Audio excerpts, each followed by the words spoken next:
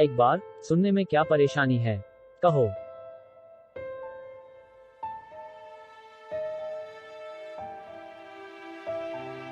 कल भोर में सिंहस्थ राज्य का एक युद्ध होने जा रहा है अवंतिका राज्य से, जिसके विषय में तुम्हें अवश्य ज्ञात हो गया होगा।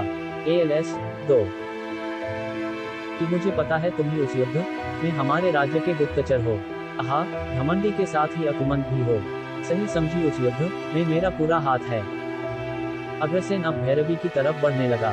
भैरवी ने अपनी तलवार उसकी गर्दन पर रख दी। अब बस चला दो मेरी गर्दन पर मुझे दिन प्रतिदिन, जिस तरह तुम अपने रूप से तड़पाती हो। चिंता मत कीजिए महामंत्री पुत्र, अभी आपको कुछ नहीं करूंगी, किंतु कल के उस युद्ध में आपको अपने चरणों की धूल में गिराकर आपके प्राण लूंगी। कल का युद्ध अवंतिका बन जाएंगे, परंतु मैं चाहता हूँ तुमसे तुम्हारी स्वतंत्रता ना छीनी जाए। क्या तात्पर्य है तुम्हारा? मतलब ये कि मैं चाहता कि तुम इस युद्ध मेरे साथ शामिल हो जाओ। CA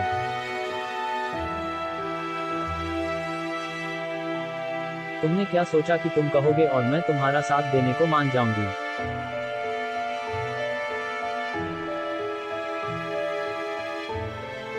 सोच लो भैरवी, इस युद्ध के पश्चात तुम्हारे पिता महामंत्री बन जाएंगे और तुम महारानी आजीवन राज करोगी। भैरवी सोच में पड़ गई। उसके खामोश रहने पर अग्रसेन उसके थोड़ा पास आया। तुम्हारी इस खामोशी को मैं हाँ समझूं।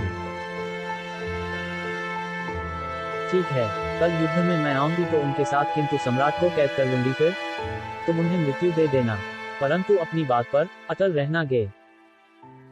अग्रसेन अपनी बात से नहीं पलटता।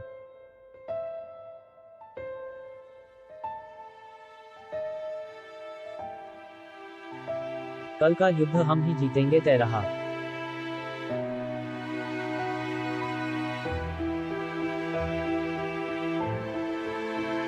अब कल मिलेंगे। युद्ध जीतने को तैयार रहना महारानी भैरवी।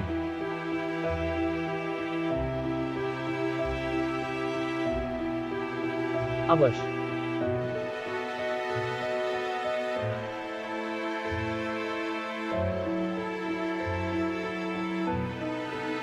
महाराज, जिन 2 युवकों का अपहरण करने का आपने कहा था उन्हें हम ले आए हैं। अवंतिका और सिंहस्थ राज्य के सीमा पर स्थित वन में सोमेश्वर एवं अग्रसेन यह राकुश को उपदेश दे रहे थे।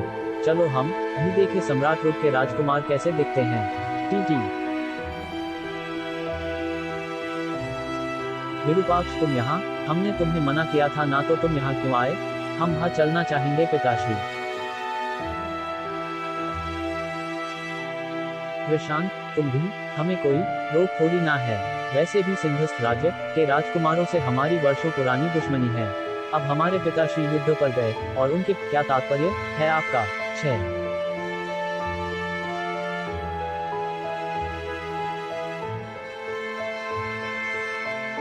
मतलब हम चारों एक ही प्रशिक्षण केंद्र में थे, तभी हमारी उनकी एक छोटी बात पर लड़ाई हुई और तभी से हम शत्रु हैं।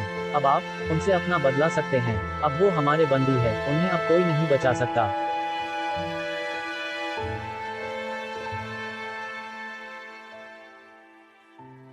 तीनों सैनिक के पीछे पीछे चल वहां पहुंचे जहां राजकुमार करणवीर और राजकुमार शौर्य बंदी बने हुए थे। WWW कैसा लगा यहां आकर? करणवीर फॉल्स।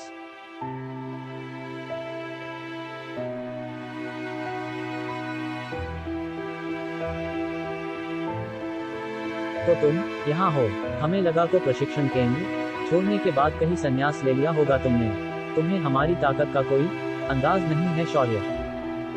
हमें जानना भी नहीं कि तुम्हारी ताकत क्या है, अपितु आज के में जब तुम्हें हार मिलेगी तब मजा आएगा। कोई बात नहीं, अब तो परिणाम युद्ध के पश्चात ही पता चलेंगे। सिंहस्थ राज्य की सीमा से कुछ दूरी पर सेना दुश्मन सेना से लड़ने के लिए अपने हथियार साधे हुए थी।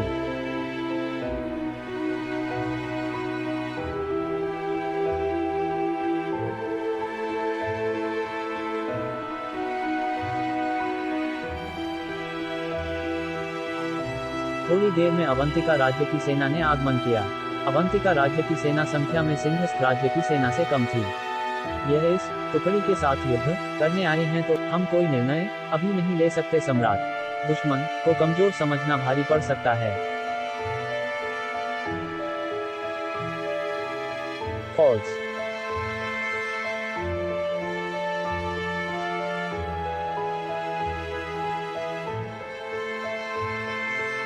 तभी सामने की सेना से सोमेश्वर के पिता ने शंखनाद किया, महादेव आक्रमण 0000 के।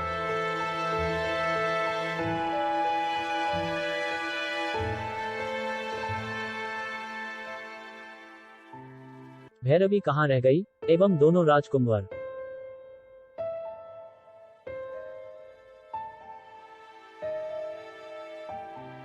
पर रुको, अचानक सिंहस्थ राज्य के सैनिक अपने सैनिकों को मारने लगे।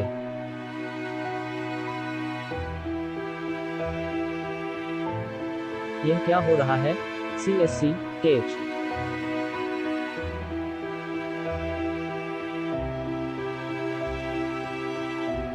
हमारे साथ छल हुआ है सम्राट। हमारे सैनिकों को हमारे ही विरुद्ध खड़ा किया गया है। सिंहस्थ राज्य की सेना लगभग होने वाली थी। सायंकाल हो चला था। सम्राट की थी हमारी सेना हमारे ही विरुद्ध होगी। हम जानते थे कि अगर उनका सैन्य बल कम है तो इसका सीधा अर्थ है कि कोई न कोई छल अवश्य होगा। उनके मन में एक और डर मंडरा रहा था।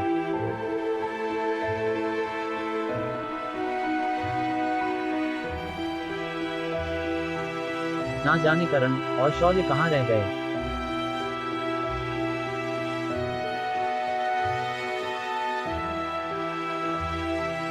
को भैरवी का भी कुछ पता नहीं। तभी भैरवी वहां आई।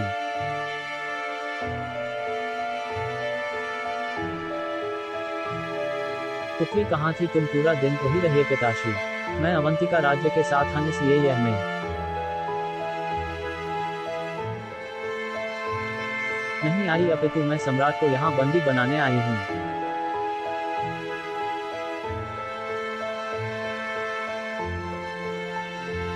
क्या कह रही हो भैरवी? तुम अपने ही पिता, अपने ही राज्य के विरुद्ध?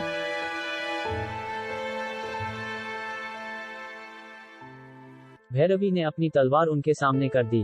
अंगेज येस 100, हाँ, और आज आप भी मुझे रोक नहीं पाएगा। बोल।